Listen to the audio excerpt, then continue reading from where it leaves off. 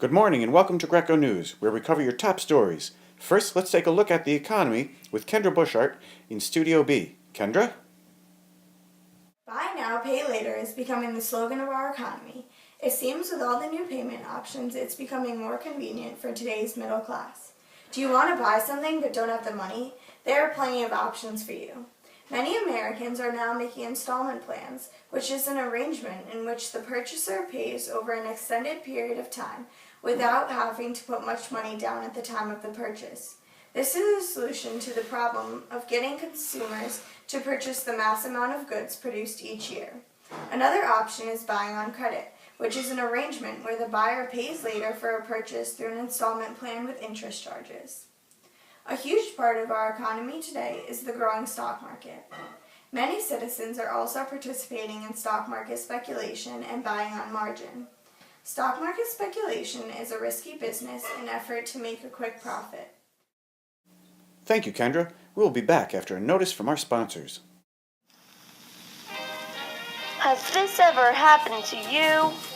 Not again. Or this? Here's breakfast. Come on, Mom. Really? Well, I'll give you the toaster. With the toaster, you no longer need to worry about getting slapped in the face by bread or trying to eat toast that's been cooked just a little too much.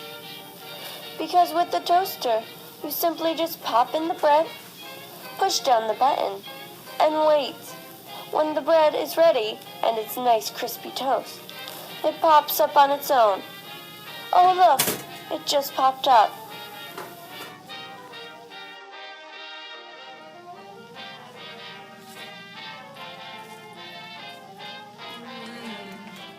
So buy a toaster today.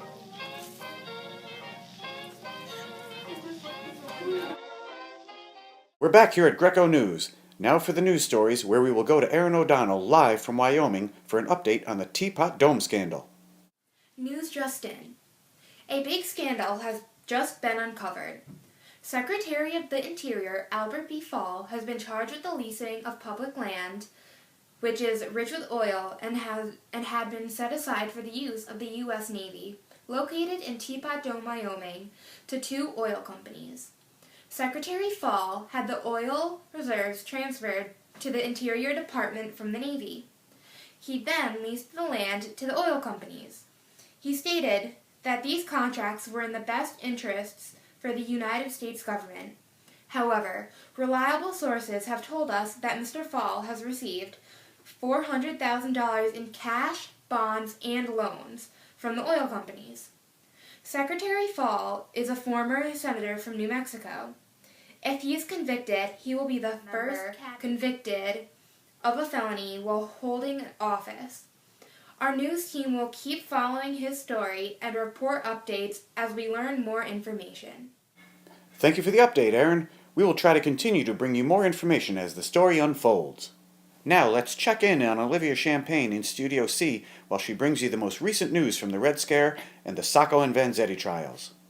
Isolate. The plan of the United States of isolation and staying out of foreign politics to prevent the spread of communism has failed as the Red Scare has come to the United States.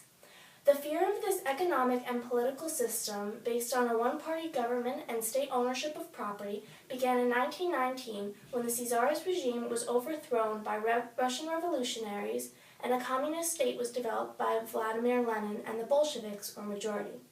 We now face the Communist Party directly in the United States, as 70,000 radicals have joined and the fear of them taking over is present. Several dozen bombs have already been sent to government officials. Some have tried to take action against this, including Mitchell Palmer and his assistant J. Edgar Hoover. Together they have conducted hunts for communists, socialists, and anarchists, which are opposers of the government. These have been referred to as the Palmer Raids. Despite the good intentions of Palmer to help the nation, his behavior is beginning to turn violent as he continues to raid homes and offices while jailing suspects. His actions display his take on nativism and favoring American-born citizens, as foreign-born radicals are being deported without trials. To this day, his raids continue, but have yet to turn up more evidence of a revolution or any more explosives, and it is becoming clear that the public opinion of Palmer is shifting against him as his rampage continues to claim victims. 2 victims of the Red Scare were Nicola Sacco and Bartolomeo Vanzetti, who were Italian immigrants and anarchists who evaded the World War I draft. They were arrested and charged with the robber and murder of a factory paymaster guard in Massachusetts, and were placed at the scene by witnesses despite their alibis. During their trial, they faced a judge who made many prejudicial remarks before the jury found them guilty and sentenced them to death. Back to you. Let's take a look at another controversial court case with Courtney Carter, live from the newsroom. The separation of church and state, an issue on the rise, and if anything is bringing this issue into question, it's the Scopes trial. John T. Scopes, a Tennessee biology teacher who was teaching his students evolution, was tried for challenging a Tennessee law that outlawed the teaching of evolution in schools. The American Civil Liberties Union hired Clarence Darrow to be Scopes' defending attorney. Darrow, a highly trustworthy attorney with a high success rate, was challenged by William Jennings Bryan. Bryan, the prosecuting attorney, was a devoted fundamentalist. He and other fundamentalists practiced fundamentalism, a movement grounded in a literal interpretation of the Bible. They believed that all the information we need to know can be found in the Bible, and were highly skeptical of Charles Darwin's theory of evolution. This is why they opposed Scopes' teaching of evolution in schools. The trials ended yesterday, July 21, 1925, with a verdict that Scopes was guilty. He will be charged $100. As this trial was closed, it does not close the issue of whether or not evolution should be taught in schools or the separation of church and state. Thank you. Now back to you. Thank you, Courtney, for wrapping up our news segment today. We now visit Kendra again while she brings us the newest in entertainment. Over to you, Kendra. Need something to do on a Saturday afternoon? Go watch a ball game. It's the start of baseball season.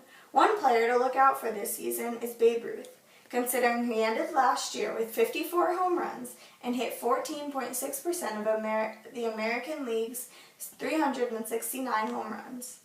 If sports aren't for you, listen to the radio or go see a play. Take a trip to the art galleries and see famous paintings by Georgia O'Keeffe. Need a book to read on a rainy afternoon? Pick up the novel Babbitt by Sinclair Lewis, who recently became the first American to win a Nobel Peace Prize. Remember to get out and embrace the 1920s culture. That's all for your entertainment tonight. Thank you, Kendra. Well, folks, that's all the time we have for today. Until next time, this has been Kevin Burgundy bringing you the most recent stories at Greco News. Stay classy, Bethlehem.